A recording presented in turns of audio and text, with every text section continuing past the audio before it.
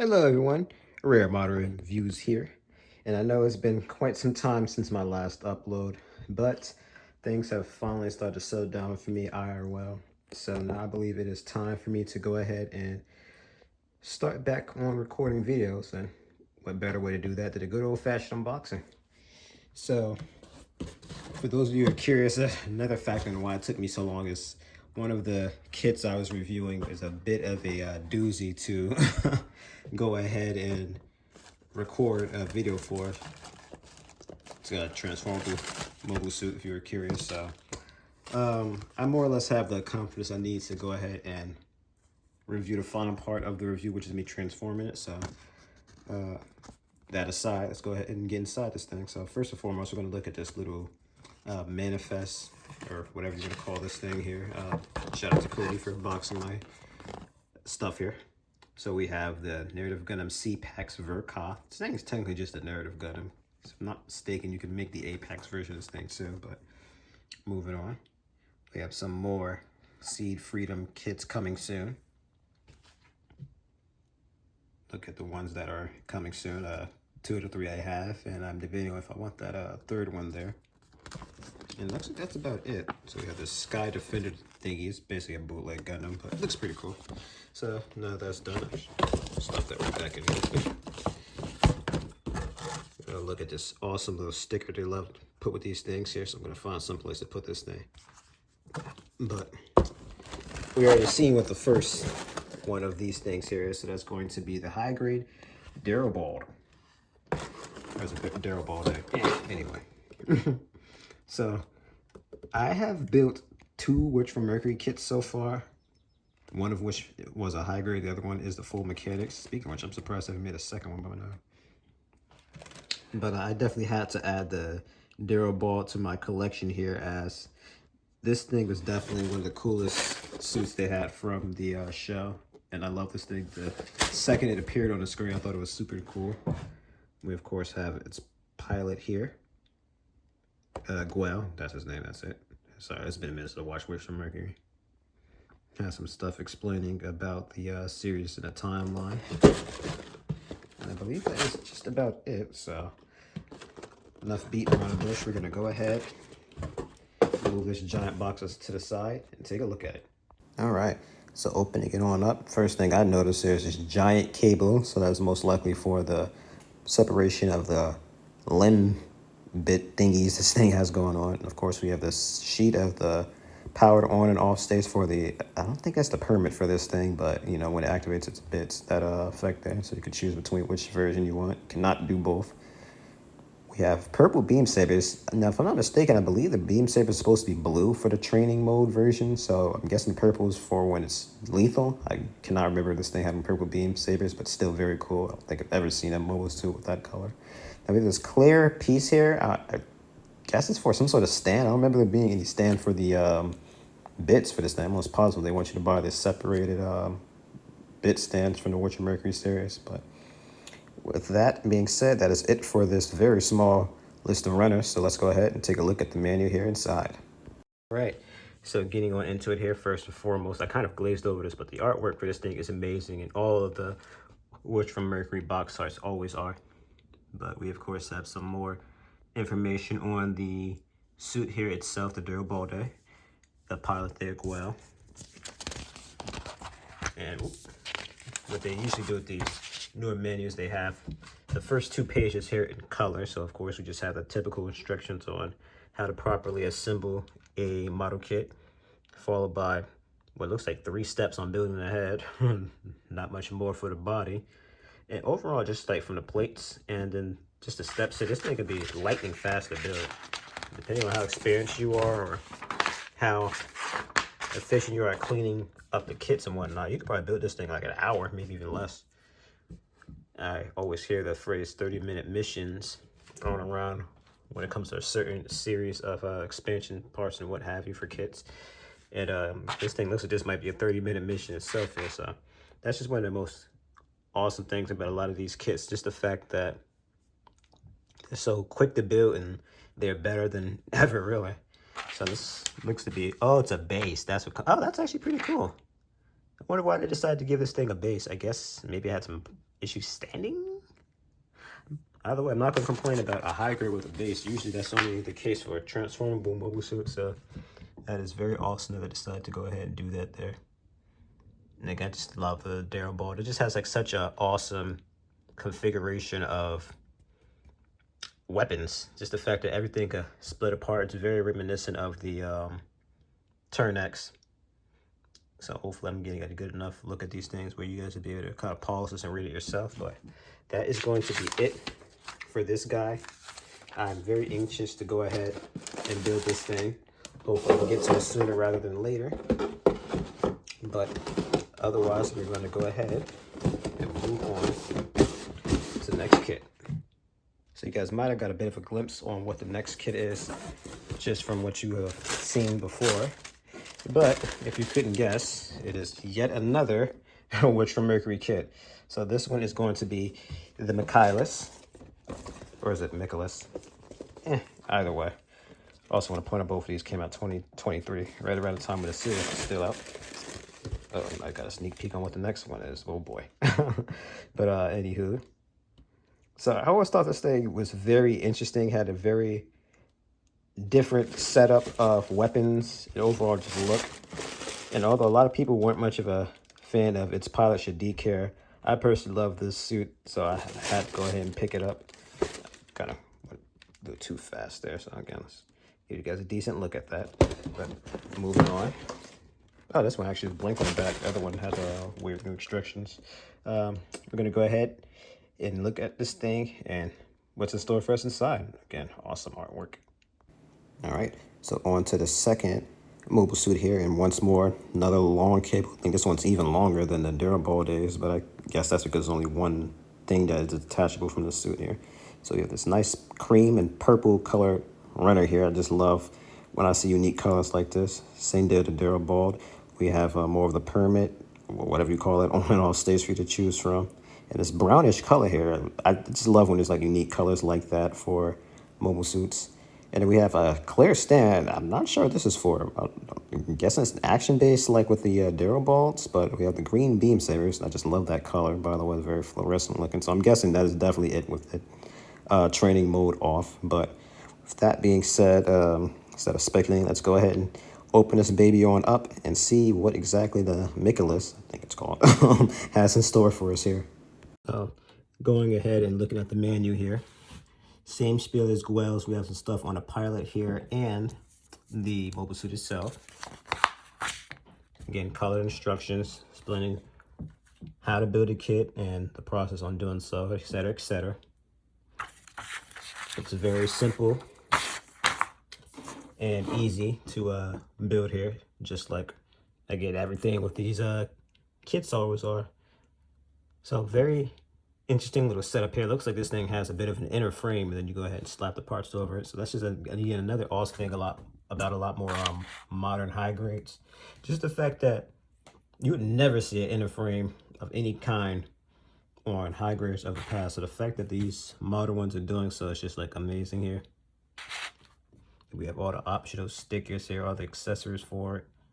Like the fact that even the arm can open up. This would have been a parts form if this thing was like something from the past. So it looks like this thing doesn't have a stand to actually put the suit itself on, but I'm guessing because this arm's so heavy and extending it and whatnot, you wouldn't be able to do that on its own. So I thought it'd be a little cheap of them to force you to get that Witch of Mercury expansion set, so they gave you something to do it for itself. So I actually praised them for that. It's just nice to see Bandai not cheaping out on just about everything nowadays. They're actually going ahead and giving you some stains and whatnot in a kit itself for you to go ahead and I don't know, just pose it with. I don't know what else to really say, but that is going to be it for this guy. So we're going to go ahead and box him on up and look at the final kit in this unboxing. And again, you guys probably already knew, but if you didn't catch that glimpse, we have the Verkos Sinanju Stein narrative version. So this is like the umpteenth release of the Sinanju and Stein at that. They had one for the, I believe, the novel, and then the They made another one for the film, if I'm not mistaken. It might have made a third one I'm not too sure about. And they did the same thing with the original Synergia too. They just always re-release these things. And I think all of them might have been Verkov that, but I'm going to go ahead and pause this for a second to get this thing out the box. I can't do it in one hand. So, un momento. There we go. Much better. So, as per standard, the artwork for the Verkov on the box is just so awesome. Just some minimalistic, but still so cool. Almost looks like you're looking at some sort of instruction sheet or something from like Anaheim, like you actually building this thing. Of course, it's 2024, brand new. I actually should have gotten this thing a lot sooner too, but I think there was an issue with the other two kits as they were on like a back order or whatever, so I was waiting for those. I could be wrong. I know there's at least one more kit that may or may not tie into this thing that I'll have coming soon that, again, I should have been got, but I have it packaged up with a bunch of other things on back order, so you'll see whatever that is soon enough. So, of course, we're just going around the box here, and they're talking about just about everything here that relates to the Synergia itself and whatnot. The pilot, this history of the Synergia and all this other releases. Apparently, I caught a little glimpse of high grade in there. But whatever I might have missed, you guys will be able to pause and see for yourself, hopefully. We, of course, have all the specs on the suit itself, like the fact that it's made out of Gundarium, which is very shocking, as this thing is not a Gundam. Although, if I'm not mistaken, I know at least for the original Synergia, I believe that thing was like supposed to be a Gundam. It was called something completely different, if I'm not mistaken, too. And after Xeon stole it from Anaheim, which I find ironic, they probably would just paid him for it if they asked or whatever. I believe that's when they made it look a bit more Xeon looking. And actually, now that I look at this thing, wow, I never noticed it, but it actually has a Gundam's face. So that's something that's different from the actual Synergia, if I'm not mistaken. I don't believe the Synergia had a Gundam-y looking face. I'm almost positive it was a typical Xeon look. But we're going to go ahead and look at this thing inside and see what we have in store for us. All right, so taking this ginormous cover off here, we have what I'm guessing is the A plate here. I see quite a few beam effect parts, and it looks like this thing is going to be using some of the 3.0 cans, so I'm glad Bandai is coming back with those, and it's in this brownish color too, so there's also the sheet of stickers, not to me at all. I love that, and it's just always good to see these unique colors here. Like, this is the same brownish color, looks like the Michaelis of all things, ironically seem to have been colored in. So more of it here on this end runner here, as well as, of course, the water slide decals I love and hate. That always seems to come with Verkov kits. Yeah, more browns. This looks like it's mostly for the waist section. And then this one has some blue parts. I'm sure that has to do with the feet. Yeah, that's definitely for the feet there. So this is just the further I get down into this box here, I'm just more and more excited to build this thing. I just love this shade of gray here. It's like a whitish, grayish color. I don't know, but it just looks really cool, and I love it. Same here with that next plate here. A lot of small ones here. Anywho. So this is more navy blue. I couldn't tell you what these are for. I think it's for the shield, looks like. Looks like a different shade of white, if I'm not mistaken, for that one, too. So on to the last half here. And there's a lot of part select for the waist and whatnot, too. So I'm very interested to see how much of this stuff is new to the Synergia, what's left over, because I'm sure this isn't 100% brand new. They always seem to reuse stuff, kits like this, even Verkov kits. So one thing I also want to note is the fact that originally the Verkov kits were based on the novels and whatnot. Then they re-releases for the film. So it's very interesting that they made like this extra one. Again, I can't remember if this is the second or third. That just like again updates that whole process even more. So now we have some reds here. That's looks like for the missiles and maybe some thrusters. Again, more waist looking parts. I don't know how many parts select they went for the waist that I just passed by.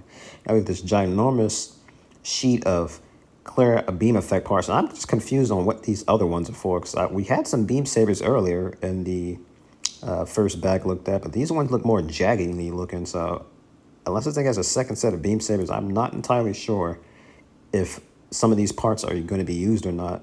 But now that we're getting onto the menu here, I guess we will soon find out. I have to say, this artwork looks so cool. And just the more I look at this thing, it looks more and more Gundam-y too. Operation Phoenix Hunt there on the back. So let's go look at this thing right now. All right, so now that we're done gawking at the amazing manual here and just this amazing Gundam-y looking antagonist, let's go ahead and take a look inside, because I'm very curious as to what the heck I was looking at here earlier. Okay, so it has the axis split up like that, or even combined, and then they can make it even longer. That is ridiculous. So I believe, if I'm not mistaken, this is one of the highlights for the Vercod, just the super elongated axe beam effect there. I don't believe that was part of the original release of the Sinanju, or even the ability to combine them. I don't know if it could combine into this double-sided death weapon here. I don't know if that's a double-sided axe or if that's technically a halberd. What's his beam axe combined form? But this thing just looks amazing. So it has beam saber rack in its arms there, but I gotta look at the instructions when we get to that. But this thing just like, ugh. I forgot how cool the Sinanju was until I like start looking at this thing in action, all the weapons and whatnot. So of course, start off with a cockpit. That's usually the case for these things. They do the cockpit, and then they go ahead and build the chest itself and what have you. A little disappointing. The high grades have started to do a lot of the menu stuff in color yet. That doesn't like it quite made it to a master grade yet, even if it's just like a couple of pages. So did we get to the head? Yeah, if we got to the head, I might have glazed over that. But we have, of course, the 3-pin on hand. So I'm glad that they're finally starting to go back to these hands and are kind of falling back from the exchangeable ones. And those work fine most of the time. It's just, there's just something about having the hands to just do everything itself that I enjoy a bit more. So unless I missed a step here, I'm going to assume there isn't any other optional hands. You're going to be used to 3.0 hands, and I'm going to assume they are aces, and you're not going to have any issues with them later on down the line, with them not working or what have you. But with this being a Vercod kit, this is not for beginners. It's going to be a teensy bit complicated, but if you've got a decent bit of experience with these things down, you shouldn't have much of a problem. So this is one of my favorite parts about the Vercod line, the fact that they go and explain the process that went into building this thing and a bit of history into the suit itself. So we of course have the anime here adaptation on the left, then the original source material, the manga, which is where the original version of Sinanju is based off of. Then we even have some lineage of mobile suits equipped with psycho frames. So we of course have the narrative Gundam that I believe is the prototype for the new Gundam, it looks like it's saying. And then they have the Sinanju that came, the Sazabi that came from the narrative as well. And then the stuff that went to the narrative went into the Sinanju, which is why it looks a bit more Gundam-y. And actually, I look at it, kind of does look a bit like the new Gundam. Interesting. So of course, the Sinanju eventually led into the Unicorn here. And then we have the Sazabi and the Sinanju. It looks like they became the, well, regular Sinanju. Maybe it's just the Sinanju style I went to this one, but anywho. Then we have the Sinanju 2 here, it's showing. So is it trying to say this is like the original master grade and this is the one we have now? They both look great, though. I can say that much. The fact I can barely tell them apart. I guess now I look at this one, it's a bit more white, where this one's kind of grayish, but regardless, I'm sure this was an amazing kit, and this one's going to be even better. So again, we have another cool part of this thing. It's just like an interview between Katoki going over, you know, the process of this thing and all the other cool stuff. So hopefully I pause this thing. Have this on your screen clear enough for you to go ahead and pause it and look at that interview, as I imagine it is going to be very much worth the read. And I can definitely say that I always read all this stuff and the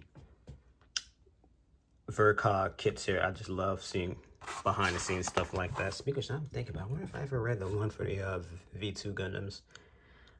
I'm almost positive I didn't read that one, or the whatchamacallit, the Mark V. I gotta double check those. But anywho, we have the enormous list of weapons. I've never seen so many weapons in a list here, especially on a master grade. This is just ridiculous. So maybe this will finally clarify some questions I had about this thing. So first and foremost, we have the normal beam rifle and then the high beam rifle, which is the Sinanju Stein exclusive weapon. In fact, I don't even believe it ever used the normal beam rifle. We have the bazooka here, which both Sinanjus use. The shield here. I wonder if this is interchangeable or if this is kind of a, you put it in, you're kind of not supposed to touch it type of deal. Regardless, we have the shield here, which surprisingly looks pretty simple to build. Is that really it for the shield? It's just like 5 steps. Wow. The shield looks so big and bulky and it's like that easy to build. So we of course have the beam sabers. So the beam sabers do use that normal effect part. I'm trying to figure out where that other more jaggedy looking version came from then. I guess maybe we'll find out in a second here. So we have this one little piece here that you use to connect them, it looks like, and then you put that back in the shoe and you're done with it. I wonder if this thing has the beam sword axe type thing like the Suzabi did then. So I want to know what those other beam effect parts are for, if it's just a normal beam saber you'd use. I might go look right at the back for a second here and see, of course, pilot and figure there. Also, one thing I have to say, I wouldn't have to go segue to this, but I don't know how in the world this guy is supposed to be a clone of Char, and he turned out so different. Okay, I thought so. That is weird. So, I'm going to assume that the original version used those radical-looking beam effect parts, but this one doesn't. That is so weird. But this is like a lot of stuff that this thing is going to have left over from the original version of the Sinanjus. So it's very intriguing. I definitely want to kind of look at this thing and maybe look at the other Sinanjus online, see if there's anything for these I can build off of this thing here. I imagine a good part of these things, such as this leg section here, looks like, are stuff that you're probably not going to be able to put onto this thing, as this is newer technology that they're using to replace those joints and whatnot. So part of me definitely wishes I had an older Sinanju to compare this thing to. So maybe eventually I'll get the master grade Sinanju, you know, the red one, the normal Sinanju, and see how that thing compares to this thing, as it looks like this definitely is going to give you a bit of a reason to get this thing, besides it just being a white, honestly, premium Bandai variant type of kit. But with that being said, looks like that is going to do it for this unboxing. I'm very curious to see if we'll even get another Vercon kit next year, since we technically got 2. Albeit this one is a bit of a rehash, so I imagine there wasn't too much effort that had to go into building this thing compared to, let's say, the narrative Gundam here, which they practically had to build from scratch. But as always, I thank you guys so much for watching this. I usually would say, hey, give me a comment here on which one you want to see me build first, but it's probably going to be a while before I get to these. There's still a few more things I want to get to in front of these things. One of them is a Vercon kit, so once I get those things all nailed out, I'll probably honestly build these 2 first, as I imagine these to be pretty quick, and then I'll go ahead and nail this thing here, and hopefully he'll have some company here that will look good on the shelf next to it. Although I'm honestly kind of running out of shelf space, so I might have to start putting some things away that I'm not even that keen on looking at anymore. But before I start rambling on, as always, thank you guys so much for watching. I'll see you in the next video or review.